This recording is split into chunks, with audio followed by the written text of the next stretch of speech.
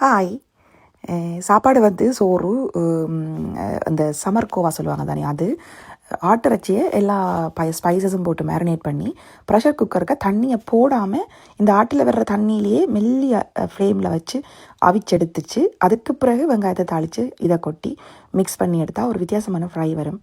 நடுக்க சாப்பாட்டை பற்றி தனியாக கதைக்கிறோம். சில எக்ஸ்பீரியன்ஸை ஷேர் பண்ணணும்னு நான் நினச்சேன். நான் 2000ஆம் ஆண்டுக்கு பிறகு நாட்டில் இல்லை.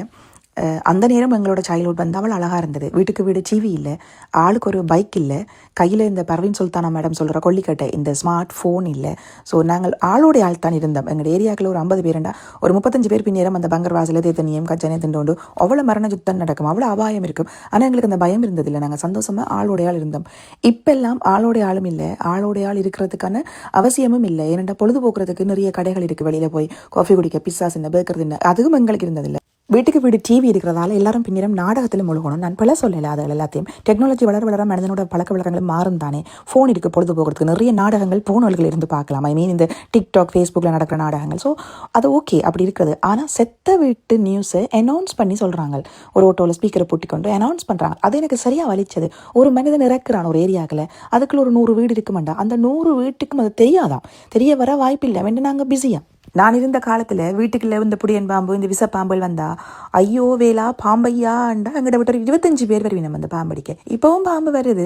அதே மாதிரி நான் கத்தி பார்த்தேன். பின்னால் இருக்கிற எங்கட அப்பாவோட வரல, என்னடா வராங்க நாடகம் பார்த்து கொண்டிருக்கிறார். இதுதான் நிலவரம்.